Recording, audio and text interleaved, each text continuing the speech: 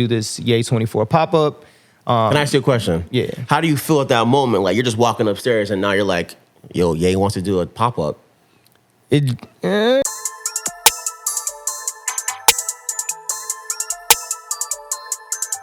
Welcome back to another episode of the OutEast podcast. I know you guys are like, yo, these guys are like in a different space than usual, but I just want to give a big shout out to YE Vegan for supplying the spot.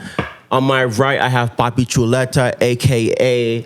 El Cubano Pete Davidson. Bread Boy. A.k.a. Dad Bodyguard.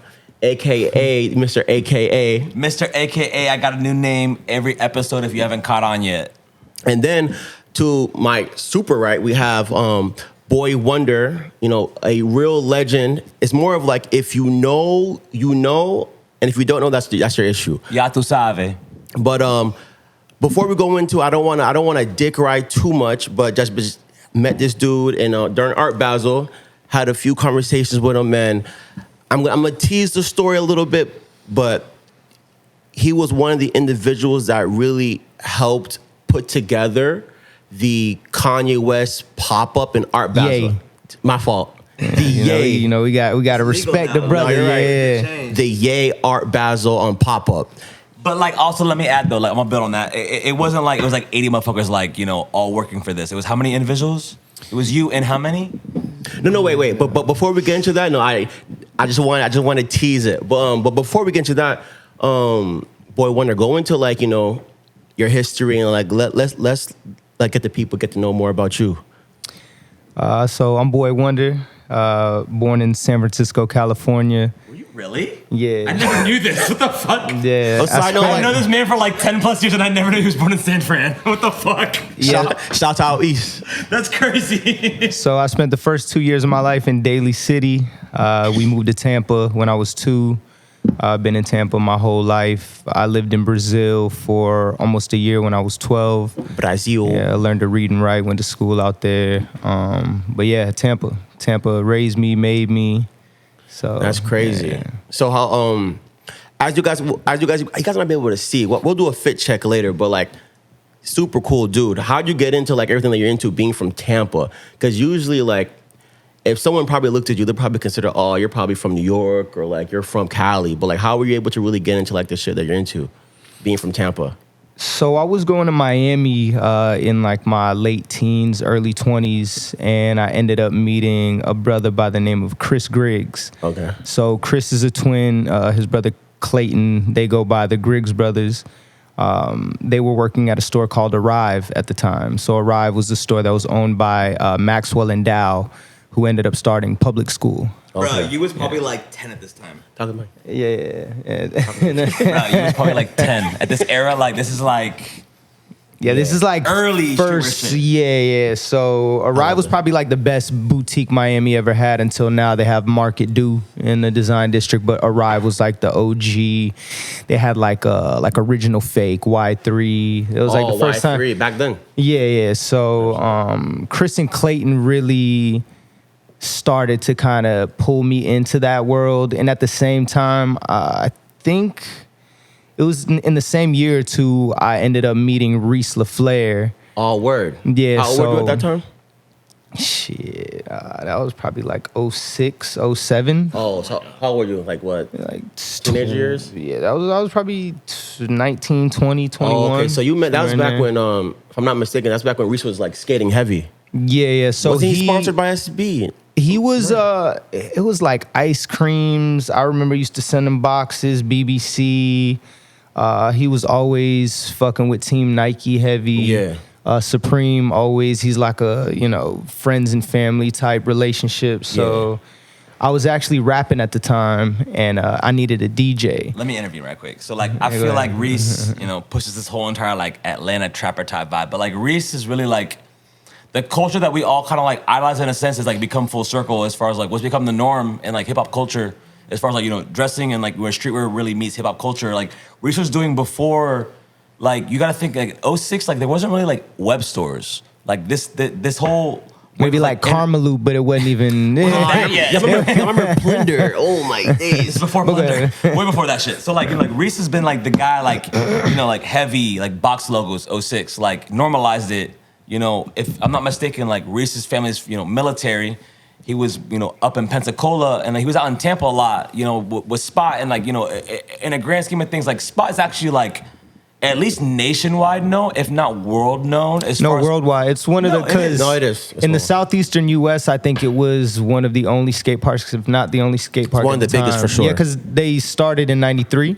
Yeah. So Reese actually was going to school in Tampa because Oh, word! I did not know that. he went it was to in Tampa, so it was a school called IADT, International Academy of Design and Technology. He was going there for fashion, I believe it was, and he decided Before fashion was something. Yeah, so he decided to come to school in Tampa because it was the only city in the state that had a skate park. Word. So yeah, Orlando didn't have one yet. Miami didn't have Lot 11. Priorities. So That's like yeah. literally, if you like, it's part of, you know, his actual like DNA, it's his core. Yeah. So Yeah, he was like OG black skater kid before it was cool. You know, like, before you know- Kick Push Lupe, before Pharrell. You know, No, so it's like you know, I love Pharrell, amazing guy. shout but, out like, Skateboard P. Yeah, but like he's not really actually skateboarding nothing. You know? Like no, I know. And like all actuality, you know, like he was punked the fuck out with like the whole like ice cream skate team. Like We're unloading the clip. I love Pharrell, but like nah, bro. Like you're not a skater, but like No, Reese he was, like, did that put on though, you know, TK, Jacob, man. the whole Come on, shit. You can connect bridges, but like if you're not, if that's not you, you're just pushing an agenda that's like Hey. only used to benefit you in your whole mission. As far as like I'm gonna just infiltrate this motherfucker. He kind of remind me of me because I don't skate, but I love skate culture. I'm always at the skate Same park. way. I always Tampa Am, Tampa Pro. Yeah. You know, so I tried to skate one time. I tried to do a kickflip, and like the board hit me in my nuts. After that, I never did again. So I'll for stick me, to hooping. So for me, I was at a yard sale and it was a board. I tried to step on it, landed on my neck, and didn't get that. back on immediately. And then the fear builds, and then you just kind of stay away. Yeah, I mean, Not for me. No, shout out to them. But yeah, my fault. Before we went on this tangent about skateboarding and busting our asses, so you met Reese, Tampa, and that's kind of like how you built that relationship. You were rapping. Let's talk a little bit about your rap career. Yeah, so I heard from a birdie that you had a song with Lil Wayne. 2 Chains. Oh, 2 Chains. Yeah, I That's used to crazy. be with Wayne and them. So Oh, we're like Cash Money type shit. yeah, so they used to do the show in Tampa called Last Damn Show. Yeah. Like so the radio station is 94.1 now. It used to be 98.7. So they used to do Wild Splash in the spring and then Last Damn Show in like the fall, winter. Yeah. So one year after Last Damn Show, Wayne was one of the headliners. Some people I worked with at the time were working with Jeezy. He was also one of the headliners. They went to go see him at the hotel to talk business. I was sitting in the lobby and Wayne's road manager, EI, started talking to me. I didn't know who it was. Yeah. Started talking to me. By the end of the convo, he was like, okay, you know, your vibe is on point. Like, here, take my number down. I'm Wayne's manager. Wayne happened to be my favorite rapper at the time. I think from, he's like, everybody's favorite rapper. high school and beyond, yeah. I feel like we break it down, you know, a top 5, top 3, whatever. But like, I feel like you got mixtape Wayne, and then you start the 1, 2, 3. Yeah. Mixtape Wayne literally changed, like, if we're Yeah, on the same age, it changed our he lives, changed the landscape of essentially, hip hop. like, it really Everybody did. wanted to rap after Wayne. Before that, it was just the people who really knew they had it. But yeah, so after that, anytime they'd come to Tampa, you know, I'd hit him up. He'd let me pull up. I'd be on the bus with them, telling Yeah. their driver Mark where to go, and you know what I'm saying. That's So fire. that's how I met Spitta as well. Like that was when Currency And shit. was on Young Also a Money at the streetwear time, legend. so. If we're talking about Absolutely. like, you know what I'm saying, like really early on that, you know, the BBC, the ice cream shit, like he's plugged in as well. Like I'm gonna be Definitely. honest, I think it was Spitta might have been one of the first people that I really seen like wearing that For shit. real? Yeah, So you know the song Mr. Me Too? of course. You know what that song's about? Isn't it pushing them It's beef a on diss Wayne? to Wayne, yeah. Shout I mean, out, shout out Wayne No, though. Wayne, not Wayne. I love Wayne. Like it's my fucking idol. But like, Shout out Wayne. the song Mr. Me Too is like, you know. That's so petty. Yeah, is. I feel like Pusha T's a petty motherfucker. Like honestly, if you think about it, like he's still doing different tap for Drake, and it's kind of like I don't know. Like to me, it's just like I wore Bape Pusha first. T is way above Drake in my opinion, but I'm just saying like In it's what still, sense? Like, why? Like what are we still doing this for? I don't know. But Whatever. I still love you, Push. stunt wars, you know No, what it I'm really saying? is. So But it's like who, Pusha T you wins know. that shit though. Absolutely. Yeah. Yo. Okay, we're right quick. So like, what's the new Pusha T album called? It's My almost Name is dry. My Right? It's Name. almost dry. Almost Starts dry, my dropping fault. Van Cleef, which you know essentially like I mean I'm very into fashion. I didn't know shit about no Van Cleef. You talking about you know love bracelets, Cartier, blah blah blah blah blah. Van Cleef, like if you old money, you know what fucking Van Cleef is. But like if you're a rapper and you essentially use like rappers and like, you know, this culture to find new brands, Pusha T taught me what Van Cleef is. But then ironically, Drake drops Her Loss, Van Cleef this, Van Cleef that. Essentially, like it boils down to like, yeah, Drake sells more records, but it's like who paved the way type deal. Yeah, but who did it first? It boils down to influence. You know, like I don't think Push cares to be the biggest rapper making the most sales. Like he is influential. Like grinding, the grinding beat in general. Like it changed school lunchrooms forever. So you're saying like he influences the influencers? What you're saying? Yeah, like the aesthetic, that's my quote, bro. The aesthetic of so when you talk about like Reese's style, so he had a mixtape called Designer Trappin'. So like the original, to this like day, I still listen to that shit. Yeah. So the original Designer Trappin', I feel like archetype was the Clips. You know what I mean? Because like the street, you know, drug raps mixed with this aesthetic of like the Japanese fashion, Japanese streetwear. Your babe, you know, your that, you know, shoes, your red monkey. You know, with the Neptune's beats, it was just something that, you know, it was this like culture. Even if meshing. you break down like the mixtape cover, he has the fucking hair impressed on like Givenchy, like Rottweiler. And it's kind of like, if you were friends and family, you only got that. Like, that's not for sale. Like, it's if you know, you know. That was when niggas wasn't even on the Rottweiler tee itself from the Givenchy. So he had a hair impressed and hand painted Rottweiler tee on the you know, crazy. Reese was just always like levels. He's always been you know. No, shout yo, like, listen. As a whole, like he's just that he's that dude. Like when this drops, hey Reese, come on the OutEast pod.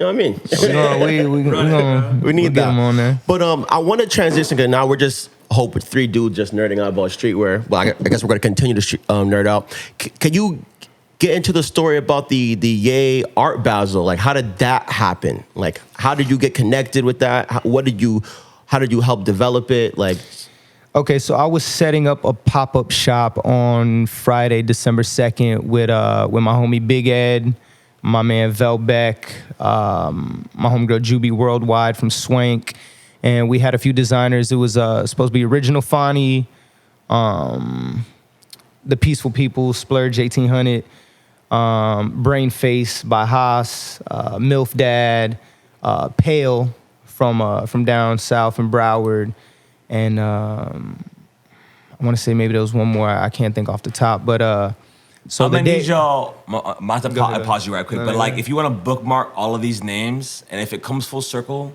I guess when it comes full circle in 3 to 5 years, you heard it first. You know what's up, yeah, absolutely. So it was like a local pop up, like of just like, you know, Southern Florida. Yeah, well, so Fani's from Atlanta.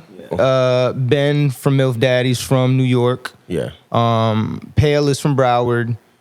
Splurge is from, I think, originally from Atlanta, but he's from Harlem now. He's like Harlem transplant. And then Haas is New York. I want to say maybe Brooklyn. Okay, you know, word. I'll do my research. Yeah, so, Vel Harlem. Vel is straight MLK P's Harlem. That's my brother. Vel for real. Yeah. So I show up to the venue where we're supposed to do the pop. I go upstairs and Vel's homie Johan Galaxy's there. Okay. So Johan is, I guess, one of the head designers for Yeezy, like junior designers for Yeezy currently. Word. Okay. And he's handling a lot of Ye stuff right now. You know what I'm saying? Yeah. So Johan was like, yo, Ye wants to do this Ye 24 pop-up. Can I ask you a question? Yeah. How do you feel at that moment? Like you're just walking upstairs and now you're like, yo, Ye wants to do a pop-up. It just felt, I've been, you know, you kind of envision what your life is supposed to be. Yeah. So you just stay ready so you don't got to get ready. Like that. So when I walked in, it's like, okay, like it's time. You know what I'm saying? So I'm not. That was me. Like, I would have been freaking out. Would you have expected that though? Like was that in your card for like 2022 though? So let me be honest, right? So 4 days before the pop, Juby gets COVID. She was supposed to come be the coordinator, you know, handle a lot of stuff on the ground the day of. She doesn't get there. Fani's flight gets pushed back. He doesn't get to Miami till 6 that day. The pop's supposed to start at 12. Splurge's flight gets canceled. So it's almost like the pop-up was kind of falling apart. Ooh. You know, just to be honest. And it seemed like God sent Ye. Like in my mind, like God sent Ye to like, cause I was putting this together to show, you know, what I could do on behalf of the culture in terms of bringing people together and creating an experience. And then it was like, you know, number got called to create an experience for the biggest artists from the culture ever. Absolutely. No. You know, so just so we could recap. So my apologies. What was the head designer from Yeezy? What's his name? Johan. Johan Galaxy. Johan. So he hits you. And he's like, "Yo, He hit Vel. That's Vel's man. So Okay. he hit Vel and was like, "Yo, I need some help. Ye want me to put on this pop. I just landed in Miami. Where you plug at?" me, yeah. Yeah. So he pulls up. He's looking at the space. The space we had happened to be too small. Ye was Yeah. like, "Nah, this doesn't work." So the day before I had got to Miami, the first person I went to see is my big homie Aqua. Yeah. So he runs a nonprofit called Youth Concept Gallery. Yeah. So he had set up a gallery space for Youth Concept called Save Black Art. Yeah. And I had went to see it the day before, and it hit in my mind. I was like, you know what, this might work. So Yeah. I'm like, yo, I got a space. So Johan's like, yo, let's go. He's like, Vel, this your man's. Like, you trust him? Like, all right, bet, let's go. Boom, we get in the car. We drive Shit moves over fast. Yeah, That's crazy. we drive over there. The doors down is locked. So I go next door. So the entire building is owned by a company called Noble. It's like a athletic brand. Yeah. So I go into Noble. I see the manager. I'm like, hey, I'm with Youth Concept Gallery. He's like, oh, you want me to open the space? I'm like, yes, please. Please do that. Opens it up. We go inside. Johan's looking around. He's like, this is perfect. So literally, as he says it's perfect, the big homie Aqua walks through the back door. Yeah. And who's that Aquawa? Aqua, he runs Youth Concept Gallery. Okay, my Yeah, fault. so Okay. he's like a Carroll City OG. He went to Grambling, used to play in the NFL, and then now he works with the like local government in Broward, in Dade, working with the juvenile corrections facility. Oh, that's dope. Yeah, so he does like rehabilitation through art for That's the youth. fire. Yeah, so Actually, yeah, I can respect that. yeah, so Bro, Yeah. I talk mad loud. They're gonna hear me fine. yeah, so I walked up to him and I'm like, cause he's not knowing nothing. Yeah. I'm like, yo, yeah, he needs a space. He's like, yo, Eddie, don't worry about it. Whatever you bring in, I trust you. Yeah. Just run it. You Yeah. feel me? So end You went up, from being like essentially like an employee to essentially like creative directing this whole entire thing, essentially for Ye. Like Yeah. but like obviously it's through people, but you You're the conduit. you build these bridges between human beings, and like which I've always said, I've known Eddie for a long fucking time, and it's like I feel like your biggest skill set is your bridge building, and it's like you know how to connect people in the right times, and this is a great story to further explain that like you just happen to know Aqua, and then with Vel, and it just all happened organically when you 30 minutes prior you were like this pop-up it's failure. yeah, You it was. know? I was Like- still gonna go through with it, but it was definitely like You're missing it key wasn't, players that you wish were Yeah, there for at sure. the present time when the pop-up For would sure, happen. You know what I'm for saying? sure, And it's yeah. kind of like, wait, like it's all God sent in a sense. You know what I'm saying? Like it's kind of like, wait, you go from such a negative, like you could possibly look at it in a very negative sense, and then kind of pushing through because you have to as a man, But then like this happens, this door opens, and then it goes from like I'm sure Aqua didn't wake up this morning thinking he's gonna have a Ye pop up with Balenciaga. Like Hey. things happen in very miraculous ways, You have to keep Yeah, pushing. facts. and it just facts. happens, Facts, yeah. So it was really, Vel, I feel like on one side, Vel had half the bridge, Yeah. and then on the other side, I brought the other half of the bridge, and then, you know what I'm saying, between Aqua and Johan, they came to an agreement. Yeah. Ye and them agreed to donate money to Youth Concept Gallery. That's dope. People don't. That's, Icing on know, the cake, honestly. Because that's Think all he about wanted. it. Aqua was like, all I want is like, I work with these kids. And what's crazy is when he came through the door, he's like, I got a bus full of kids I just brought out the corrections facility Yeah. today to come show them the art. Do y'all mind talking to them? So he brought the kids in, sat them down. Me, Johan, and Vel had a little convo, just gave Yeah. some words, you know what I'm saying, some inspo. That's dope. Johan gave a couple pieces to give to the kids. From the okay. Yeah, he just opened the box. You know what I'm Hell saying? yeah. Bro, these kids, correctional facility, getting Balenciaga. So like, not everyone knows what Balenciaga is, but like, I mean, yeah. viewers know But what if you, it is. yeah, It's if you a kid, expensive. yeah, if you a kid, They know on what social Balenciaga media, is. yeah, Yeah. you Come feel on me? now. So What Cardi B said, I want those Balenciagas, the Absolutely. ones that look like socks. So, Yeah, so I want to get to okay. So when did the clothes and all that arrive? So has it been there or? no. So we talked to the kids. Johan is texting Ye. Ye's like, okay, it's a go on the space. Yeah. So Johan makes he's just in his phone. Yeah. And then like 10 minutes later, he's like, oh, the truck's outside. So boom, it's a white box truck backs up. Yeah. So 2-3 pallets of boxes. They bring it off, and then the kids are still there. Quad's like, yo, unload the, you know what I'm saying? So the kids did some teamwork, brought all the boxes in, set them all in. It was So I probably guess preface us though, is as far as Ye and Balenciaga right now are, I guess, on split terms, right?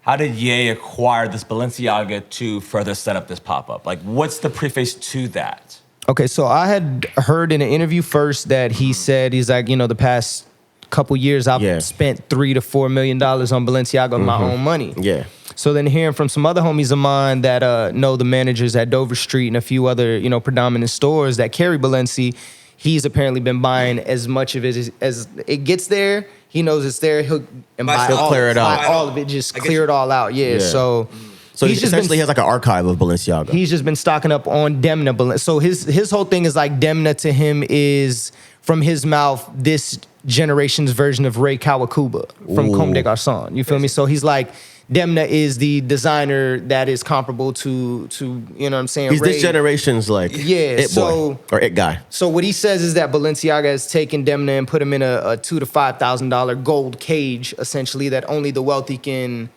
acquire his designs. Yeah, and regular people can't enjoy, top quality design and fabrics and all that. Demna's been with, he was under Margiela.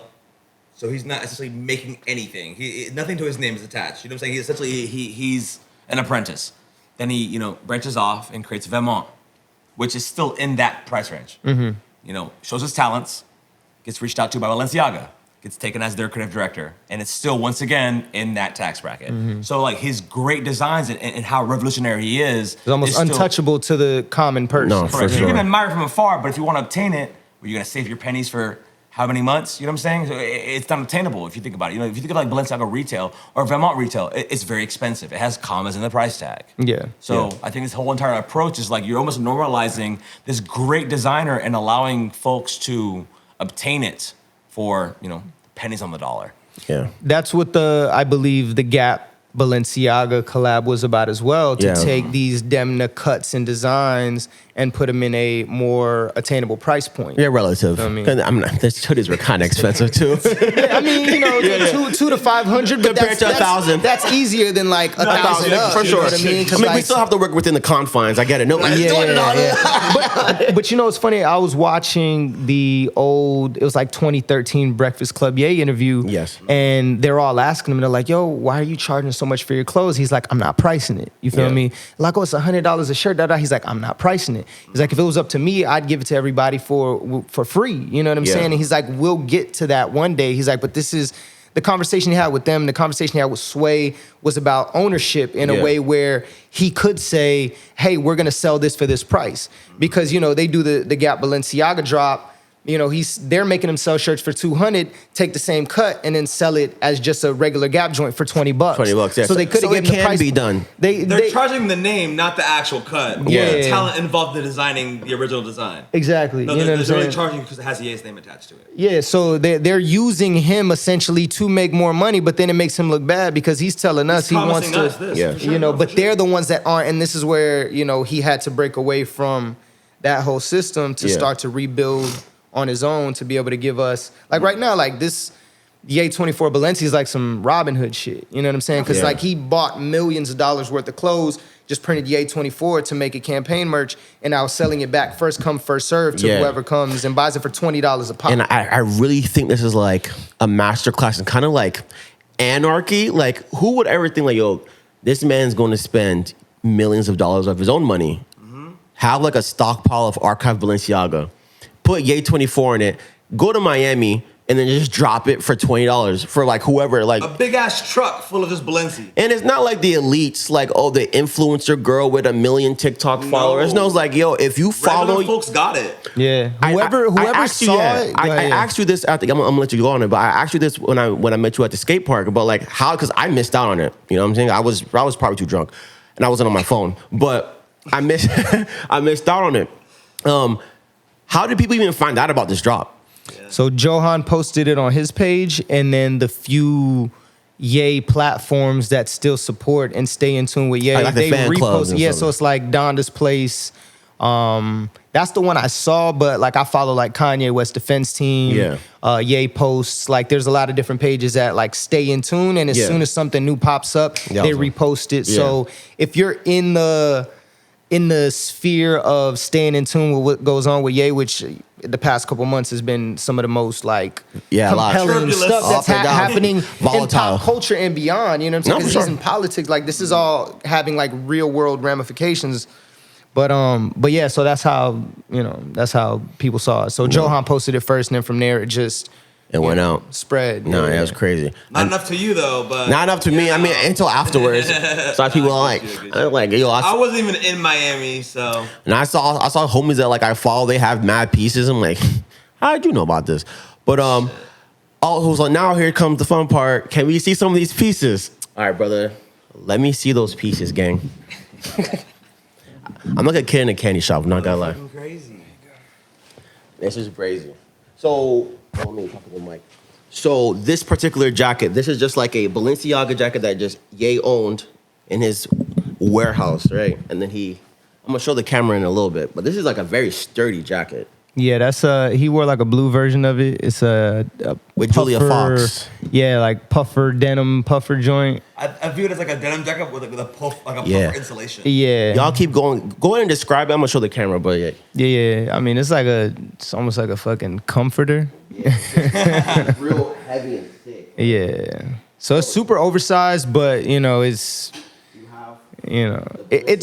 what's crazy is it shouldn't be able to fit somebody my height, but the cut and the way that it's designed, like I can still wear it and it doesn't look ridiculously off. I feel like a lot of Demna's cuts, like he definitely, kind of veers more in like the crop range, and like just like more just like revealing cups in a sense, but like oversized sleeves. Yeah, I guess like you always kind of like attribute it to like and Rick Owens in a sense. It's like a lot of like tight body but like elongated sleeves type stuff. Yeah.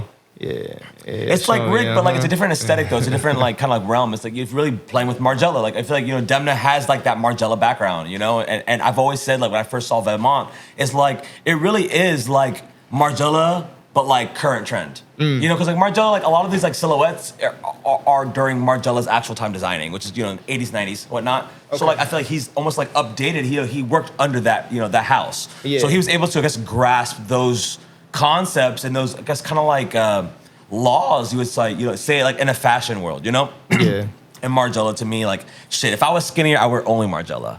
Like Margiela to me is like he truly just like created fashion, like you could attribute him to like, almost like compare him to like a CDG, like a CDG is just this long multi-decade history, and then all these sublines that they've broken off to within CDG to like I guess fit every single aesthetic they'd want to accomplish in the fashion world. If you walk into a Dover Street Market, you see so many items that like, yeah, it's art. It's fashion art.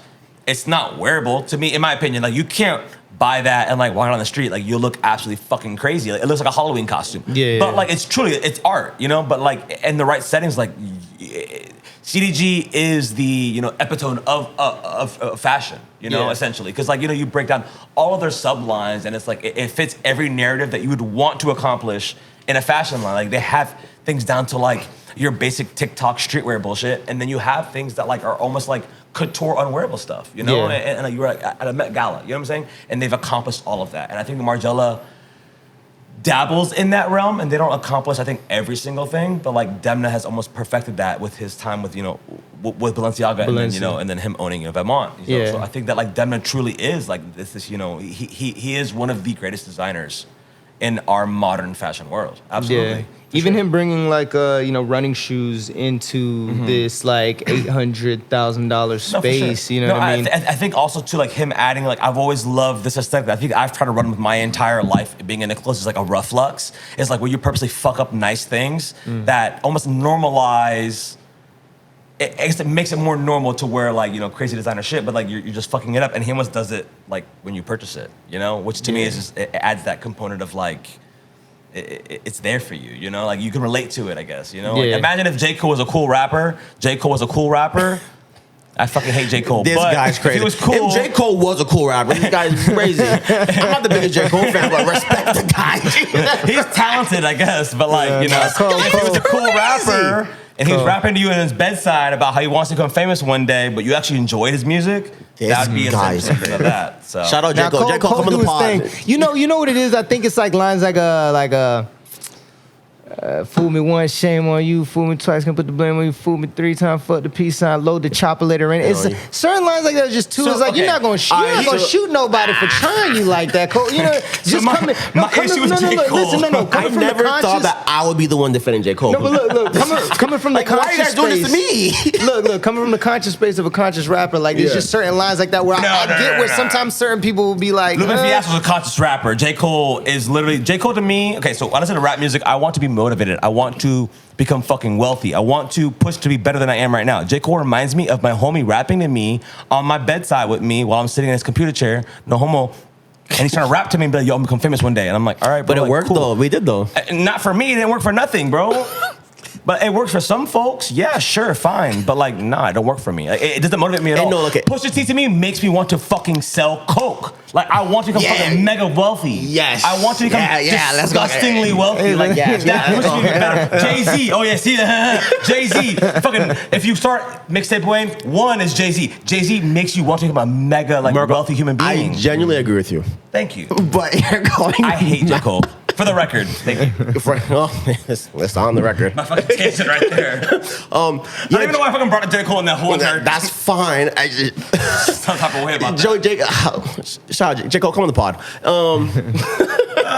What were we talking about? Balenciaga and Vermont. And Demna and his relatability to like rough lux and whatnot. Oh, for sure. Jesus Christ. J. Cole is boring though. He's so boring. It's like paint dry. If we're talking about like you lyrical just jumped on the Cole hate train. but I'm not. Shout out Lil Pump, baby. I'm not gonna call him talentless. This guy's crazy. Plain James from now on. He's a good rapper. He's very good that boy rapper. can rap He's for sure. It's just not my cup of tea. Like if I want lyric, I'm more of a Kendrick guy. But like I also like Kendrick. Yo, Kendrick is probably number 2 at this point. Yo. Absol, hold on. Have y'all? Of course, TDE. No, come but on, I know come he's on. very, very talented. Man, his new music is. Better drop a mixtape. Oh man, his album. Gotcha. Yeah. No, I've always. If you're under Kendrick's helm, though, you know. Like, But no, he got this. I think it's called "Do Better." I think is the actual title of the song. It's where new, I think where it's the video is him like jumping off the building. I haven't peeped, but I know you're Bro, talking about though. it's top tier hip hop. The music, I'll the watch it. production, So my the rapping, issue the video, with, everything. Like this kind of woke type rap, Lupe Fiasco paved the way for Kendrick, right? But Lupe Fiasco was not marketable. Did he pave the way? What? I mean, like De La Soul. There's a lot of niggas that can put before Lupe. Bro, have you ever listened to like Lupe's first album? I like totally- Liquor? I totally American understand you. Terrorist, Pressure. I totally understand, but I'm saying there's a lot of niggas that before I give Lupe, Jay-Z's if we're talking probably- about like conscious rap, you know what I mean? No, There's Lupe like, a lot. is probably the best. I'm not saying no. I agree. Lupe's the GOAT. I think I see where If he's you actually coming truly from. break down Lupe's like lyrics, like Yeah. bro, It's too complex. It's too so complex. It's like complex. rocket. It's like rocket science Bro, in rap so I showed form. it to you. I sent him the whole entire like So, like, fuck Nas, song with right? Kanye, his first song, his first like verse, like it was like on the radio. If you break down like the him like whole like Lupin, the third, Lupin the Third. bro. Yeah, it's, yeah. No, Lupe's if you him break for down the sure. bars, it's Yeah, crazy. yeah. Listen to Dumb It Down, and if He's you have someone almost break it down, undecipherable because I think some of the it's stuff too is even complex. like over. He's not marketable. He's not. You can't put him on the radio. You can't sell records with that because it's too far fetched. And the fact that he made songs talking about it, like you said, dumb it down. Like Yeah. Lupe was just he was too ahead. You know what I'm saying? Kendrick, I mean, that's why he dropped lasers, so he could be like more. me? That's why Lupe dropped lasers, so he could be more marketable. That And it cover, failed. I might say, where it's like losers. Yeah. Oh, y'all crazy. But no, listen to me though. So I'm gonna come full circle is quick though. amazing. So Kendrick amazing. has We are capitalized off lasers. That's amazing. of Kendrick capitalized off of Lupe's abstract ability here, but he also made it like I mean, Ye was also like very conscious early on. Kanye. Yeah, like Okay, no. Yeah. in his own. Yeah, I early love Kanye West to death. He influenced my entire life, but Kanye West is not a lyricist, bro. He makes great I don't songs. say conscious. He said conscious. Yeah, conscious. it's very like Like yeah, Gold? conscious. Yes, very much Yeah. so. What, Gold Digger? all falls down. Good Life? All Marco, falls down. I'm trolling right I'm like, now. am I getting gaslit? This man is fucking with me. Oh, like yeah, college dropout, all that bullshit, late registration, all that was shit. very. His mom is a college professor. Yeah, yeah. Very educated person. You know what he reminds me of with like College Dropout is like talking about as a black teen, black, you know, man 19, 20-year-old. going into college, Yeah. dropping out of college. Just the entire us being in college was a whole new thing. Like how when the Cosby Show came out and you know Cosby with the family, Yeah. with the wife. You know, a lot of times actors were typecasted before then, where it's like you can only play a I pimp, obviously a cannot drug listen to dealer. that all right now, so. That's Okay. fine. Let black voices speak. Come on, Marco. But yeah, you know, Kanye, I feel like for music, kind of did the same thing that Cosby did with his TV show, because he Yeah. did that. He did A Different World for a different age range, and then he did Fat Albert for the kids. You know what I'm Yeah. saying? So it's like it's like He three bridged two generations, worlds for sure. generations. You know what I'm saying? Of showing black people you could be more than what we've been sold we could be at that time. You And know what I mean? and not to get all like sentimental, but that's kind of the reason why I really loved Ye, because like growing up as a black kid, we really had like one image. It was like 50 Cent gangster, like Tupac gangster, and like nigga, I'm not a gangster. You know what I'm Yeah. saying? So being able to see Ye in the pink polo and just be a normal Being dude, into hip hop, being as a in- black kid. but Yeah, then he created a he new didn't find a way to archetype. film, He but, did, like, he created a new archetype, and I think it's you really can't dope help to but see. admire that for sure, because he really That's did. what they say. Like without him, there's no space for people like Drake. You know what I'm saying? No, That- that 100%. are more introspective and like into their emotions. It was No. and like rapping gangster rap, about. that's all it was. Yeah, 100%. Open up like that whole new realm of like it's okay to be vulnerable. Yeah. No, yeah, hip hop really wasn't vulnerable. Like, you had like your collabs R&B. with like Mary J. Blige, working with DMX, all that type of shit. Like, but like rappers getting in that type of bag.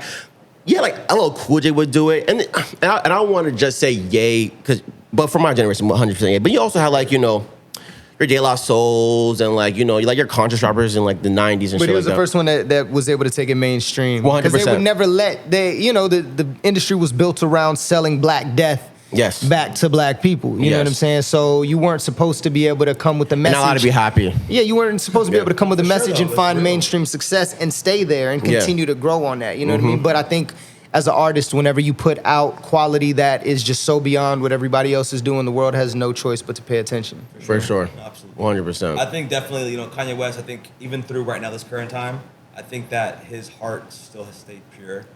Oh, I for think sure. He's not the best at articulating himself, but I Yeah. think that he is probably like greatest fucking father in the world. Like he loves his family. Yeah. You know what I'm saying? Yeah. I think that he just, my issue with him and like Kanye West has like literally molded me to what I am today.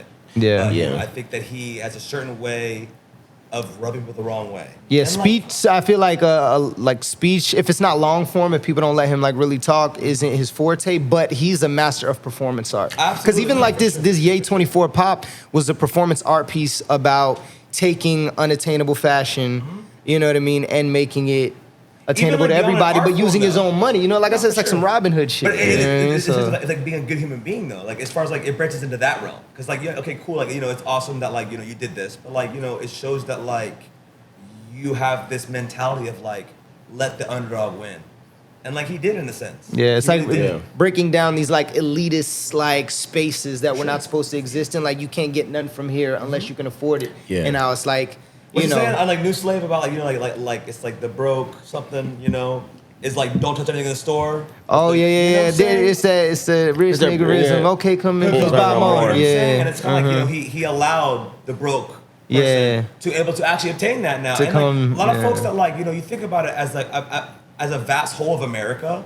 A lot of folks live paycheck to paycheck, and like to be able to obtain something that They watch on TikTok, that they idolize in a sense of like, upper echelon, like, higher living, are able to obtain that at an affordable price. I mean, $20 is like, it's $20, bro. You know what I'm saying? Yeah. Like, you can afford that no matter what. And then these price tags we're seeing, this is, it's real. I can't fucking afford that kind of Yeah, stuff. I think It's just just- crazy, With Ye, I think I grew up on Ye, but I think also growing up on Ye also taught me like I could also think for myself, For sure.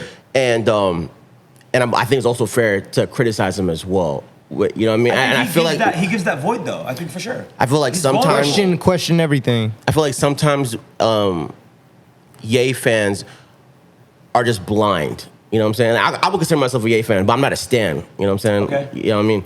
And I think it's fair to question a lot of shit that he does. I think that, But when like- it comes to like shit like this is the Ye that I love. Like For sure. just No, for like sure. You see fuck layers you, certain- I'll do whatever I certain lights. want. Like For sure. I'll buy $1 million and sell it for $20 because fuck you, because I can't. That's For sure. that's You can't help that but admire energy. it. You That can't energy admire is it. what like really like is why I It makes like you it. be proud to be a Ye fan. No, for sure. it's almost offsetting these brands not allow. It's like, you know, when he first got to Adidas, they're selling the Yeezys for $300. You know what I'm saying? This Yeezy Gap stuff is all $200-$300 up. Yeah. But now he's offset that by buying the most expensive shit that he likes the most, and then giving it to people for like putting his money where his mouth is, literally. Yeah. Literally. Type shit. Yeah. It's like if they didn't let me show you I wanted to give y'all something y'all could afford, I'm going to do it out of my own pocket. And then it's like, how For can sure. you can't really. And I just read that because I'm gonna be honest, I fucking hated every time you go on an interview. Oh, it's $20 this, $20 that. I'm like, well, I feel like it was like false promises because like we were all waiting for it, like as Ye fans, like, you know, as being like he like raised us essentially. Yeah, you know, for sure. Because I mean, like I remember like in 7th grade watching these music videos for Through the Wire, like on like MTV in the mornings, you know, like getting ready to go to middle school, and it's like, you know, he was literally, as far as like any kind of like, you know, true urban culture, as far as like getting into it, I think because like for me and what resonates for me is like, oh shit, like it's dope to get fresh because like I was always like a chubby kid, you know what I'm saying? So like, what was like, how was I gonna win in this situation? Was like that was your superhero costume. Bruh, so like my cousin, shout out Gon. So like that motherfucker taught me. He's like, yo, you ugly and you fat, so like you better learn how to dress if you want to get bitches in high school. And like, no, we love bullying. No, literally, we should bring that back. No, I love that shit, builds bro. character. No, we need to bring bullying and it really character. built my own narrative and my own life, like, you know, pushing like throughout high school, like, and motherfuckers was like, oh, you dressing weird as fuck, and it's like, nah, like I want to dress like this because like it's dope. Yeah, like, y'all gonna cash out eventually. Yeah, in 5 years you'll figure it out. And then shit, I hopped in senior year, and motherfuckers was on my dick. I became daddy. And on that, I think that's a great way to end the pod. Boy Wonder, thank you so much for coming on. Thank y'all. We gotta do another episode for fucking sure. Bro, if anyone wants to like even elaborate too, you know, it's not, like we missed a lot, but like an hour's gone already. We started, so we gonna continue this for sure. Hey man, OutEast, we out. You already know this shit, so we out. Bow.